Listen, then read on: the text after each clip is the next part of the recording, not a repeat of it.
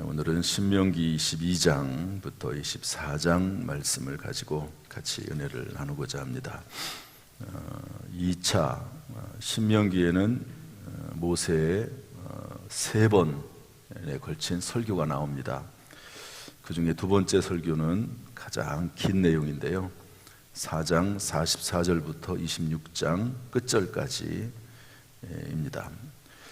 전반부 18장까지는 예배와 신앙생활, 하나님과 관련된 부분을 다루고 있습니다. 그래서 10계명으로 따지면 1부터 4계명이고요. 19장부터 26장까지는 사회생활 규례입니다. 이것은 10계명의 5부터 10번째까지 해당하는 부분이라고 볼 수가 있습니다. 이 중에서 오늘 22장부터 24장 말씀을 나누는데요. 먼저 읽은 말씀을 좀 보겠습니다. 이 말씀은 좀 설명을 좀 해야 될 것 같아서 22장 내용에 보면 소나 양이 길을 잃은 것을 보거든 못 본 채 하지 말고 그것들을 끌어다가 돌려줘라, 이런 말입니다. 근데 2절 보면 형제가 멀리 있거나 또는 알지 못하면, 도대체 소나 양이 길을 잃어버렸는데 누구 건지를 모르겠어요. 그러면 일단 집으로 가져가라, 이렇게 되어 있습니다. 그리고 나중에 찾아주라, 이런 말인데요. 의복도 마찬가지고. 그런데 요즘 이렇게 하면 되나요, 안 되나요? 안 됩니다. 성경에 이렇게 되어 있으니까 다른 사람의 옷이나 또 물건이나 이런 거 누구 건지 모르는데 집에다가 가져다 놓고 나중에 줘야지. 그러면 안 됩니다. 이 당시에 어떤 제도적으로 미비한 그런 상황이기 때문에 이렇게 하는 거고, 이 말의 의미는 4절에 보면 못 본 채 하지 말아라. 여기에 포인트가 있는 것이지 행위 자체에 포인트가 있는 것이 아니다 하는 것을 알아야 되는 것이죠. 제가 이 말을 굳이 꺼내는 얘기는 밑에도 5절도 마찬가지입니다. 여자가 남자의 의복을 입지 말고 남자가 여자의 의복을 입지 말아라. 요즘은 뭐 유니섹스라고 해가지고 뭐 다 입습니다. 도대체 남자 옷인지 여자 옷인지, 이것도 마찬가지죠. 남자와 여자의 그 역할을 분명히 구분해 놓았던 그 당시 시대의 모습을 나타내는 거지, 뭐 여자가 왜 남자 옷을 입느냐, 또 남자가 왜 여자 옷을 입느냐, 이런 식으로 말을 하면 안 된다 하는 것을 미리 말씀을 드립니다. 그 의도가 있는 것이죠. 이렇게 그 당시에 이렇게 할 수밖에 없는 그런 사회적 환경이 있습니다. 그래서 우리가 꼭 기억해야 될 것은요, 이런 말씀을 읽으면서 꼭 기억해야 될 것은 성경에는 변할 수 없는 진리를 설명하고 있습니다. 변할 수 없는 구원에 관한 내용은, 예수 그리스도에 대한 구원은 변할 수가 없는 진리입니다. 그러나 그 외에 나와 있는 내용들은, 도덕이나 윤리적인 부분은요, 사회나 그 당시의 환경에 따라서 바뀔 수 있는 부분들이 많습니다. 타종교도 마찬가지입니다. 불교나 뭐 천주교나 이런 유교나 이런 데서도 좋은 도덕이나 윤리적인 그런 모습들이 있습니다. 그런 것들은 서로 공유할 수 있죠. 그러나 구원의 진리에 대해서는 절대적인 진리이기 때문에 공유할 수가 없다 하는 것을 기억을 해야 될 것입니다. 그래서 이 부분을 먼저 우리가 이해를 해야 되는 거죠. 문자 그대로, 성경을 문자 그대로 무조건 받아들일 수는 없다. 그래서 성경을 문자 그대로 받아들이고 역사적인 환경이나 이런 부분을 이해하지 못하기 때문에 나오는 현상 중에 하나가 이단입니다. 이단들 중에서 안식일에 대한 내용을 강조하는 이단들이 있잖아요. 안식일은 구약 성경의 토요일입니다.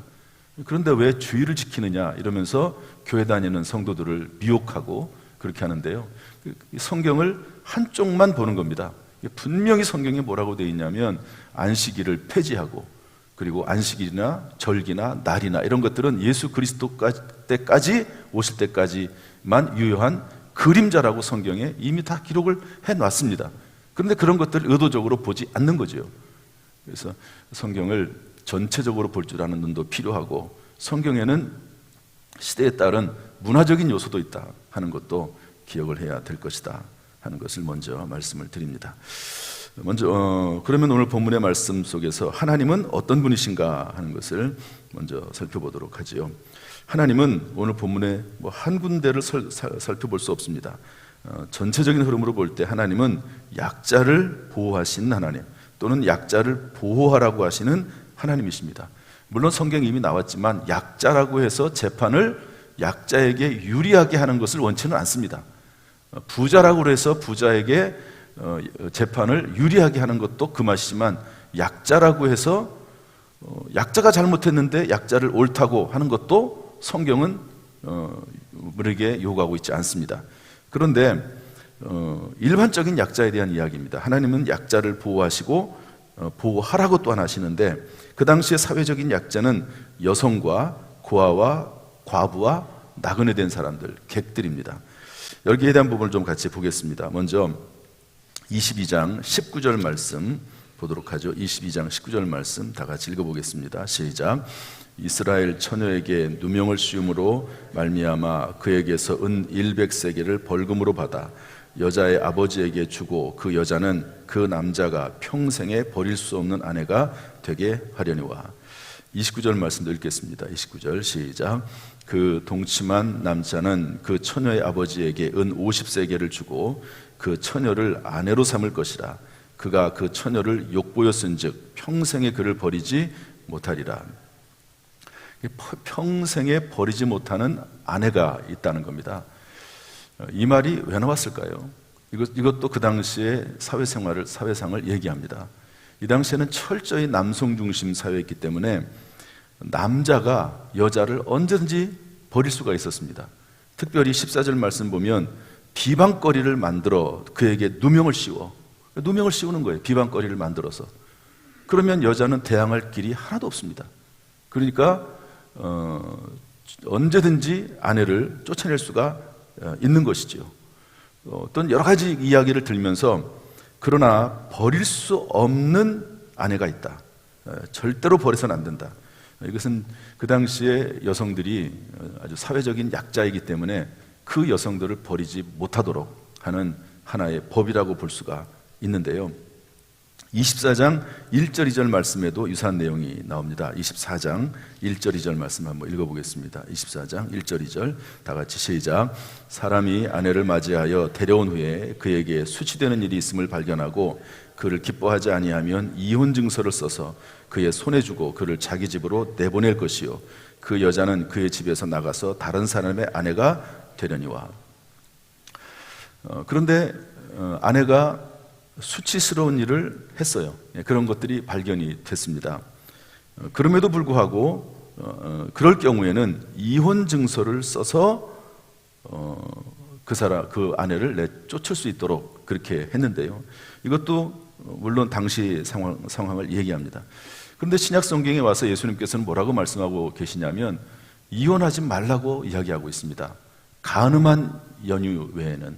그러니까 남자가 됐든 여자가 됐든 간음하지 않은 경우, 또는 신앙생활을 막지 않는 경우에, 두 가지는 성경에서 이혼에 대해서 허용을 하고 있습니다. 예수를 믿지 못하게 해요. 교회를 다니지 못하게 해요.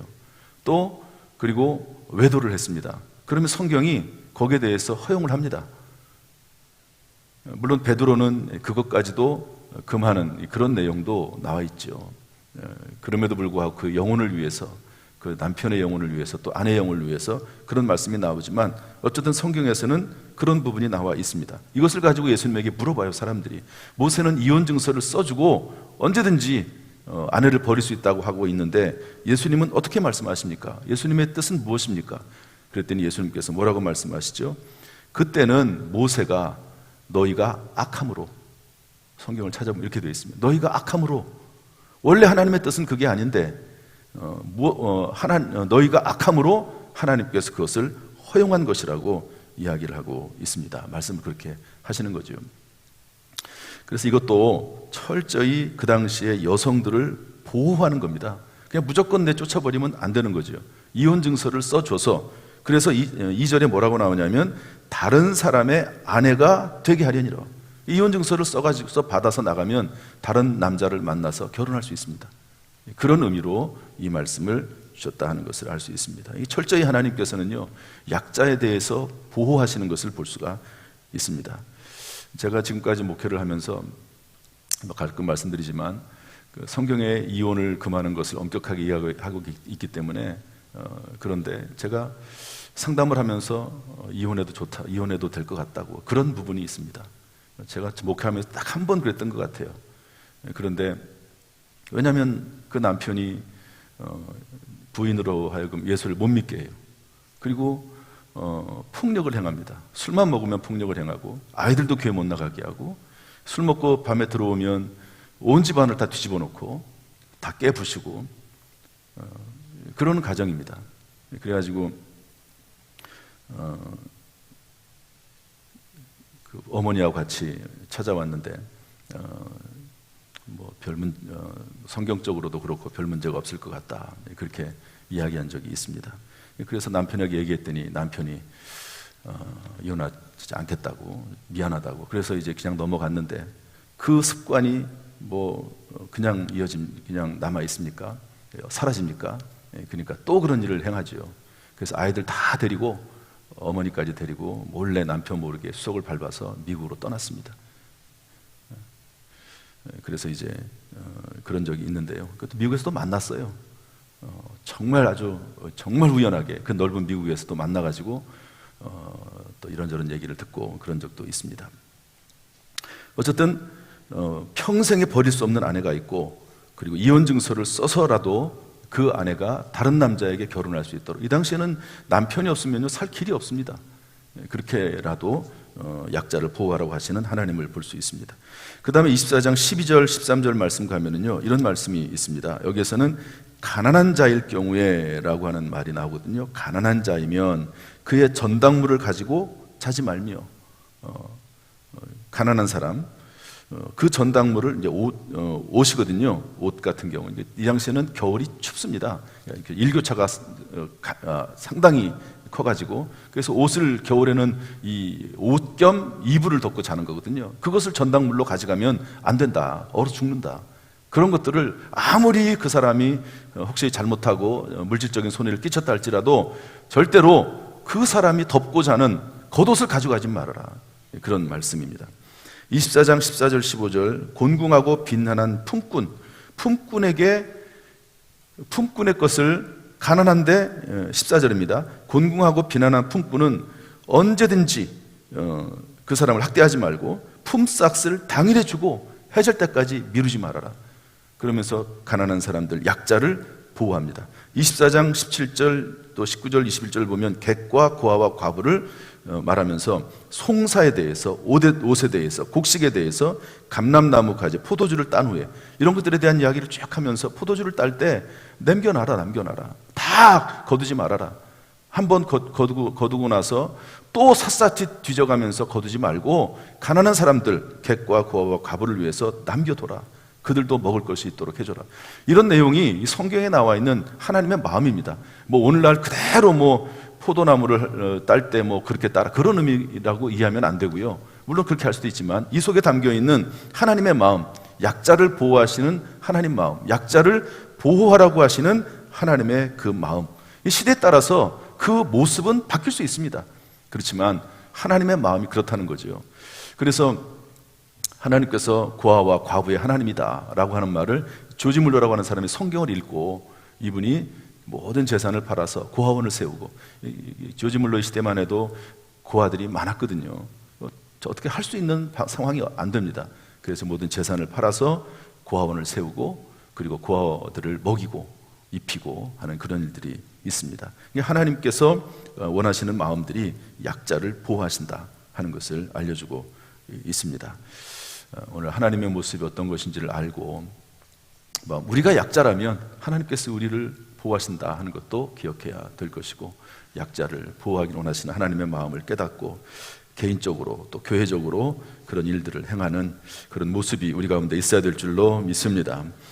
두 번째, 오늘 말씀 속에서 어떤 하나님이신가, 23장 5절 말씀을 좀 살펴보겠습니다. 23장 5절 말씀, 5절 다 같이 읽어보죠. 23장 5절 시작. 내 하나님 여호와께서 너를 사랑하심으로 내 하나님 여호와께서 발람의 말을 듣지 아니하시고 내 하나님 여호와께서 그 저주를 변하여 복이 되게 하셨나니.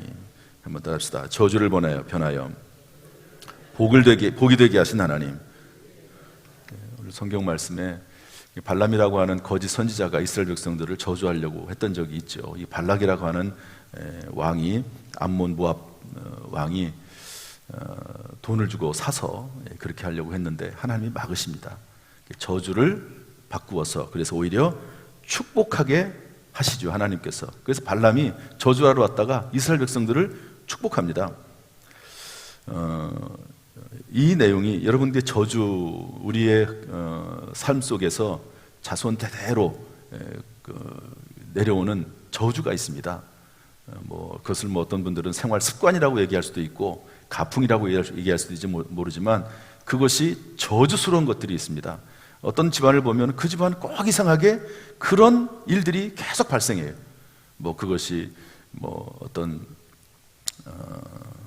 재정 문제가 됐든지, 또는 어떤 성격의 문제가 됐든지, 또는 어떤 음행의 문제가 됐든지, 이런 것들이 계속해서 이어져 오는 가정들이 있습니다. 참 희한하게도 이어져 오는 그런 일들이 있습니다. 그래서 어떤 분들은 책을 써가지고 그것을 가게에 흐르는 저주, 가게에 흐르는 저주를 끊어야지만이 살 수 있다라고 하는 책도 쓴 분이 있습니다. 그런데 그런 저주들이 이어져 오는 것들이 있거든요. 그런데 오늘 성경 말씀 보면 저주를 변하여 복이 되게 하신 하나님, 저주를 끊어버리는 하나님이 우리의 하나님이라고 성경은 알려주고 있습니다.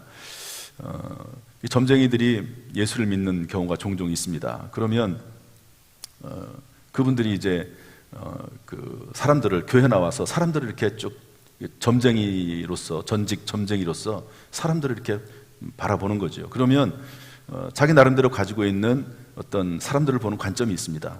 그러면 어떤 사람은 얼굴 상이라든지 모든 상을 보면 저 사람은 죽어야 될 상이기도 하고 다쳐야 될 상이기도 하고 망해야 될 상, 이런 상들이 보인다는 겁니다. 그런데 예수 믿는 사람들은 그 얼굴의 상이나 그 모습대로 안 되는 경우가 엄청나게 많다는 거예요. 제가 직접 들은 이야기입니다. 제 친한 어떤 분을 통해서. 예수 믿는 사람들에게는 일반적인 관상이나 일반적인 그런 모습들이 통하지 않는 그런 경우가 너무너무 많다는 거예요. 여러분, 이 말씀이 하나님께서 오늘 말씀하시면서 저주를 변하여 복이 되기 시작한 하나님, 어제도 제가 말씀드렸듯이 예수님께서 나무에 달린 자마다 저주를 받는다고 말씀하시고, 신약신 성경에 와서 이 말씀을 그대로 인용해가지고 예수님께서 우리를 위해서 십자가에서 대신 저주를 받으셨다고 하는 그런 말씀을 드렸습니다. 여러분, 이 말씀을 기억하면서 그리스도 예수 안에서, 말씀 안에서 모든 저주가 끊어진다 하는 것을 여러분 확신하고 철저히 예수 그리스도의 십자가 보혈 안에, 말씀 안에 거하는 우리가 되어야 될 줄로 믿습니다. 하나님 말씀이 능력이 있어요. 하나님 말씀은 살아있는 능력의 말씀입니다. 하나님 말씀 붙잡고 그 말씀대로 살아가면 결단코 우리가 저주 가운데 헤매이지 않고 반드시 잘 되고, 오히려 더 잘 되고 크게 잘 되는 역사가 임하게 될 줄로 믿습니다. 23장 21절 말씀 한 장만 읽기만 하겠습니다. 23장 21절 말씀, 오늘 우리에게 주시는 교훈의 말씀이라고도 볼 수 있는데요. 제가 읽겠습니다. 내 하나님 여호와께 서원하거든 갚기를 더디하지 말라. 내 하나님 여호와께서 반드시 그것을 내게 요구하시리니 더디면 그것이 내게 죄가 될 것이라. 성경 말씀에 하나님 앞에 서원한 것들, 또 하나님의 물건들, 또 하나님의 소유라고 하나님께서 밝히신 것들에 대해서 하나님 앞에 드릴 것을 말씀하고 있습니다. 바라기는 혹시 하나님 앞에 서원한 것, 또 하나님 앞에 마땅히 드려야 할 것을 드리고자 하는 마음이 있을 때 그런 일을 행할 수 있는 믿음과 힘을 주시기를 주님의 이름으로 축원합니다. 성령께서 그런 마음, 그런 능력, 그런 모든 필요한 것들을 공급해 주시기를 주님의 이름으로 축원합니다. 기도하겠습니다. 하나님 아버지, 오늘 성경 말씀을 통해서 약자를 보호하신 하나님, 약자를 보호하라고 하시는 하나님의 음성을 듣습니다. 또 하나님은 저주를 변하여 복이 되게 하시는 하나님이심을 성경 말씀을 통해서 깨닫게 하시니 감사합니다. 오직 말씀 안에, 오직 예수 그리스도 안에 거하는 가운데 모든 저주가 떠나가고 하나님의 복이 많은 우리 모든 성도들, 가정들, 자녀들 인생이 되도록 주여 인도하여 주옵소서. 우리 교회가 서로 돕고 섬기는 교회가 될 수 있도록 도와주시고 개인적으로도 섬기는 가운데 하나님이 하나님이 주시는 복으로 충만하도록 주여 우리 모든 성도들에게 은혜 베풀어 주옵소서. 주여 원합니다. 주여 은혜 베풀어 주옵소서. 평강 주옵소서. 오늘 하루도 눈동자처럼 지켜 보호하여 주옵소서. 예수님의 이름으로 축복하며 기도하옵나이다. 아멘. 이제는 우리 주 예수 그리스도의 은혜와 아버지 하나님의 무한하신 사랑과 성령님의 감동, 감화, 은혜, 축복, 교통하심이 이 새벽에 나와서 하나님의 은혜를 구하는 모든 성도들에게, 또 실시간을 통해서도 말씀을 들으며 말씀대로 살기를 원하는 모든 성도들에게 지금부터 영원토록 순간순간마다 함께 하시기를 간절히 축원하옵나이다. 아멘.